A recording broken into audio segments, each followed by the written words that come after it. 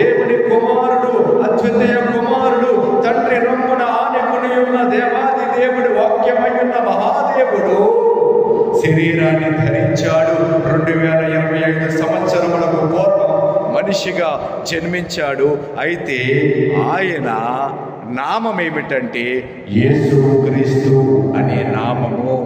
ఈ భూమి మీద ఎవరైనా రక్షింపబడాలి అంటే, ఈ భూమి మీద ఉన్న ప్రజలు ఎవరైతే పాపముల నుంచి విడిపించబడి, శాపముల నుంచి విడిపించబడి దేవుని బిడ్డలుగా, ఆశీర్వాదములకు వారసులుగా ప్రభు అయిన యేసుక్రీస్తు యొద్దకు, అనగా దేవాది దేవుడు, సృష్టికర్త అయిన దేవుని యొద్దకు చేరుటకు సరైన మార్గంలోనికి రావాలి అంటే ఆ మార్గము, ఆ నామము, ఆ రక్షించగలిగిన సామర్థ్యము కలిగిన ఏకైక పరిశుద్ధ గొప్ప ఘనమైన విలువైన నామము ప్రభువైన యేసుక్రీస్తు నామము. హల్లెలూయా.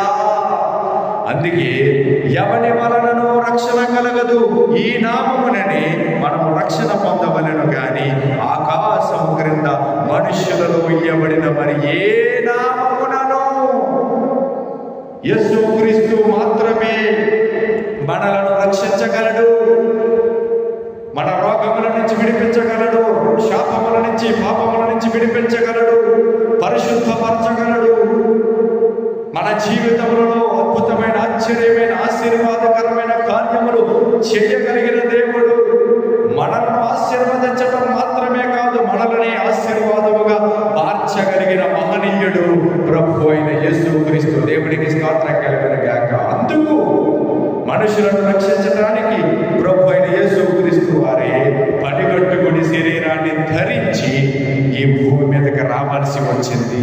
అందుకే ప్రేమపూర్వకముగా నేను చెబుతూ విన్నవించుకుంటూ ఉన్న విషయం ఏమిటంటే, ఆకాశము క్రింద ఈ భూమి మీద ఉన్న వందల లేకపోతే వేల కోట్ల మంది ప్రజలమైన మనందరినీ యేసుక్రీస్తు మాత్రమే రక్షించగలడు, నరకము నుంచి తప్పించగలడు, నిత్య నాశనానికి వెళ్ళిపోకుండా తప్పించి మన పాపములు క్షమించి మనల్ని పరిశుద్ధపరిచి ఆయన బిడ్డలముగా, ఆయన వారసులముగా, ఆయన కుమారులముగా, ఆయన కుమార్తెలముగా మనలను చేసుకుని ఆయన మనకి కృప అనుగ్రహించిన వాడిగా, ఆయన నామములు మనకి శక్తి, మహిమ అనుగ్రహిస్తున్న వాడిగా ఆయన మనలను ఆ రాజ్యములోనికి, నిత్య మోక్షము, నిత్య రాజ్యములోనికి మనల్ని తీసుకుని వెళ్ళటకు సమర్థుడు. ఈ మాటలు వింటున్న బిడ్డల